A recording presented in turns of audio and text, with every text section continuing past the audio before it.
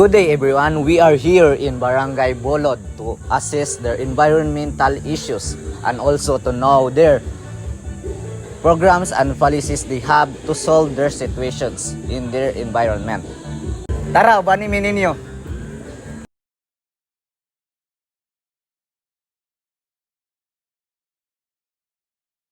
May mundag sir, bisita rin sa inyong barangay para i-assess ang inyong sitwasyon dari kabahin sa environmental issues o unsa ang inyong mga programa o polisiya para matabangan nga mapa-implement nga mga programs o policies para matabangan sa datong environment. O nga akong mga kauban nga classmate na kauban ako sa Crystal Lake College. Tingkol. Okay, tingkol, welcome mo.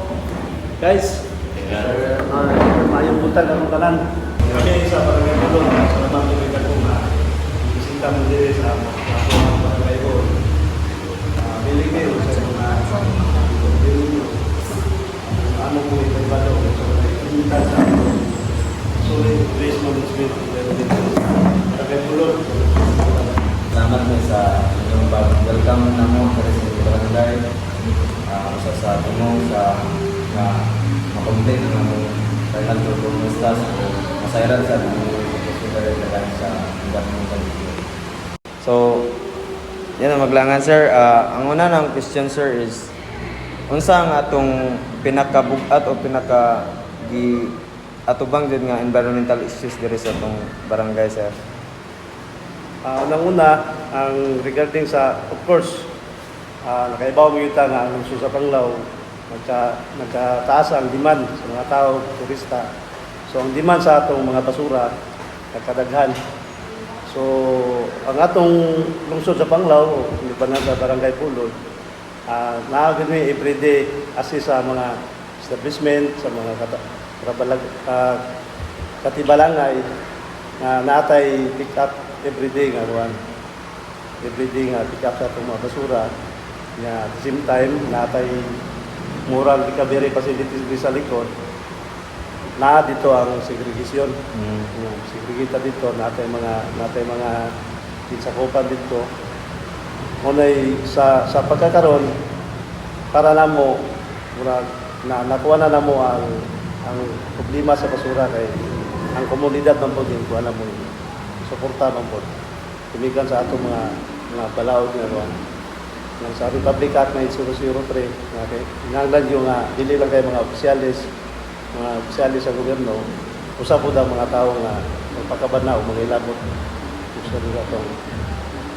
Kaya at the same time, nga po may resort dire, nga Ball Beach Club, Dumaluan, dili kayo may problema nila likely sa Dumaluan kay naslay kaw galingong segregation.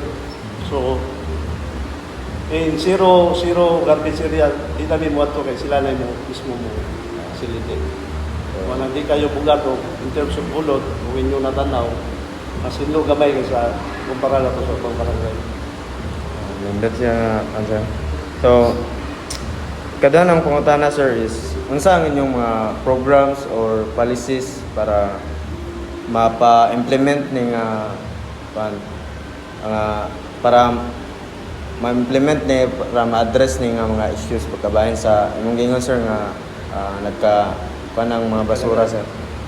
So sa ikaingon ko nanatay ordinansa na sa lungsod sa Panglao mao na imong gisunod nga pagpatuman nga pag-stricto. Actually, namin mga daghang nangadakpan, nagad yung mga estudyante sa Crystal Lake na nakamulta diri kay Mika itong naay mga yung sana mo pag-prove itong mga naay ka ng chaperon, mga pangan, labay lang sa ating mao na yung among ginagipangusgan na pag-implementar sa mga violators nga kuha. Kung usa karon nga sa among barangay di kayo problema. Naanam po kamo regarding nga sitwasyon. Okay sir, so sunod ang pangutana sir is unsa ang mga babag o mga challenges nga atong na agian sa pagpatuman ani nga mga programa o polisiya, sir? Of course, ang mga babaga na ibigan dito sa atong kultura siguro sa Pilipino nga sa klaro na kayo nga nanay mandate sa balaod sa atong gobyerno, pero disiplina sa atong kaugalingon mismo. Muna yung usapod ka hangay gyud pahingusgan sa atong panggobyerno diri nga dapat i-kuan yun ka i-enforce yung sakto para ma-aware ang mga kapatalunan nga ma-aware sila nga hindi na gyud patakawan nila hindi na patakawlagay nga dahil disiplina dahil in Japan nga timo mga bata kuan gyud og asa i-proper disposal sa mga basura. Kung sa problema disiplina sa mga tao komunidad mismo po. Nya ang atong solusyon, ang among solusyon dinhi pagkakaron nami programa sa barangay regarding ani mga duha man ka klase nga kuan with kanang disposal ug naay mga nang magamit pa. So kanang kuan kanang ipasabot ko mga with mga kuan bitaw mga pagkaon. Mga pagkaon nga pero di na magamit, mga panos mo na importante. Ang among giyawag sa mga tao, ay lubong na siya. Kanya, after mga 6 months na, may muna na siyang kuhan, organic fertilizer.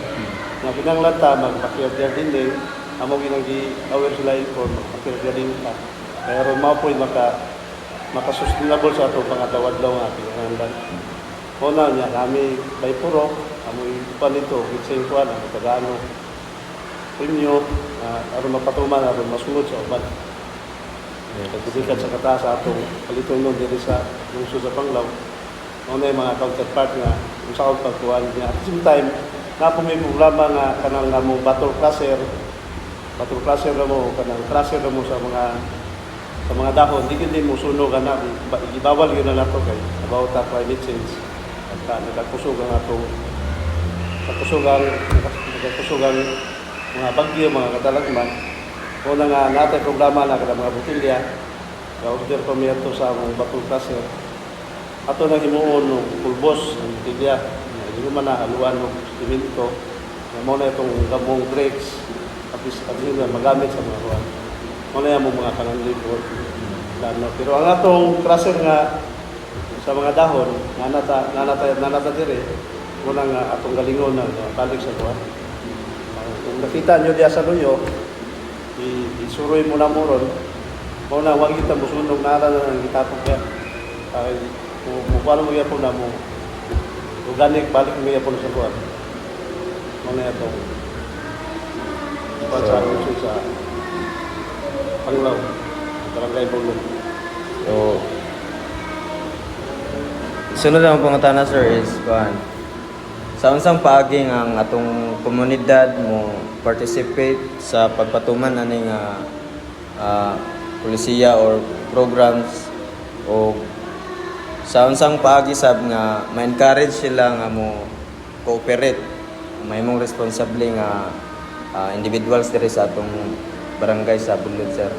Unang-una, ginahan nyo na ito, awagon nyo na, matag dili lang kay sa lungsod, sa barangay. Ang among gibuhatan ni based in community grounds matag puro adto na namo awagon amo na silang pag-aanog mauni atong kaitan ani niya i-aware gid stricto ginato kuan limitasyon sa usay ordinansa nga atong nabuhat unang atong ginagurag hugtan o kuan ba hugtan atong pagtagad para ma-aware sila mauni kagitan. Pero sa sa Barangay Bulod karon nakita ninyo atong last month diri ang taga National Environment taga DNR mao gyud amuang imarit na ikuha base kay tama gyud na follow mo gyud mo sa mga proseso mo na nga magpasalamat mo tumingin ko sa mga katawan diri na cooperate nga every Saturday nami kanang gitawag og ganap nga mo mo kolekta gyud mi uban, kolekta mi ang mga katindape, basura. Nga mga tao po kada puro kapo na sila mga wala nga na ka na magaling mga nakita niyo si Lupin na nagtindape, siguro mga pagkuna na yun. May mga bisita mga talagang labay. Pero mahipos na po na nato kay namatay ko na maintenance. Atong last Saturday gani nami pamilyer nga ikuha na mo kuyog na mo kuan dito mi sa airport kaya mo amo nang area sa airport sa airport o Cristale kanang pilit amo po nang area mo nang ato mi nang ipos mo ni nami pamilyer nga bisita amo tong itsura mo tong pasalamat ko kay taga Europe kuan ko sila willing ko sila nga mutabang about nga nga lima rin sa pagdula. So, dapat tayo ko ang additional question, sir. Since niagi matutag ng experience o grabe nga kainit, unsa na may mga program, sir, nga kabayan sa tree planting, sir? Ang atong sangguniang kabataan na gagamat ang programa na kay di man na ma-approve no. Natay tree planting nga pagaimuon na mga bakanting yuta mo kinay among giamag kapag kananom kay mao pala kita sayon mao punay hinungdan nga makatabang ko sa atong kalikupan. Nata na nga kuwan nata na nga programa pagpananom. So, kanay po, sir, kaning mo ni ang last question po na kabayan sa panahon sa Bagyo, sir. Kumusta naman atong barangay, sir? Unsa niya sa September ba or during the time atong last Bagyong Tino nakakuan tao sa lungsod sa Panglao ang barangay Bulod ay naamantay evacuation center na.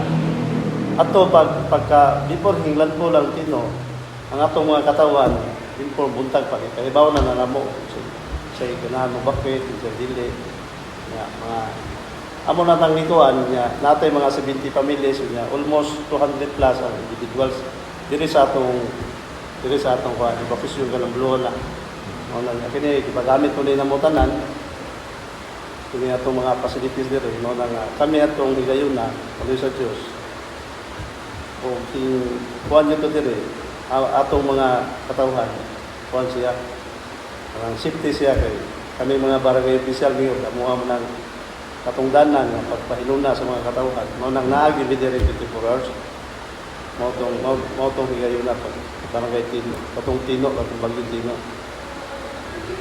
So, mao ra to among pangutana, sir. Daghang salamat guys sa pagtubag sa mga questions kalabutan sa atong environment, sir. So, salamat kayo. Salamat, sir. O ganato mo i-tour mo na mo to ana sa luyo. Pag abot dire sige din yung klaro. Kini siya ilabay na sa kuan.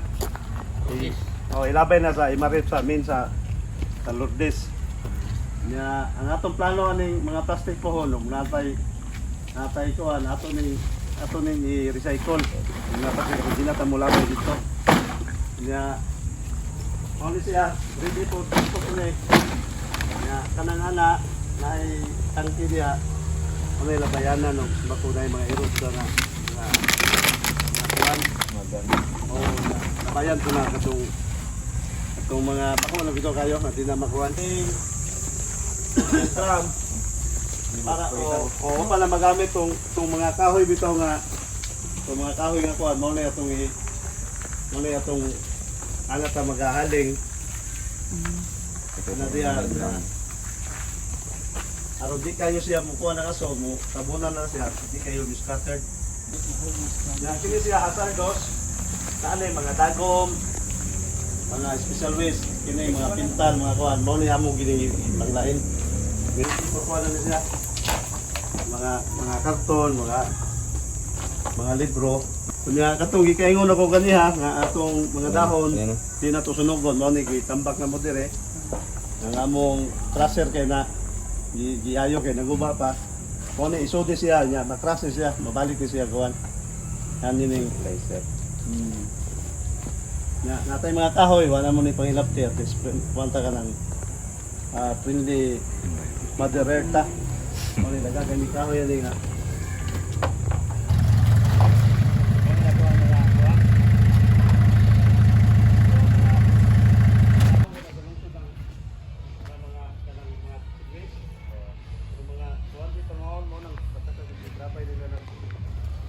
Mga kuwan, pick up po na.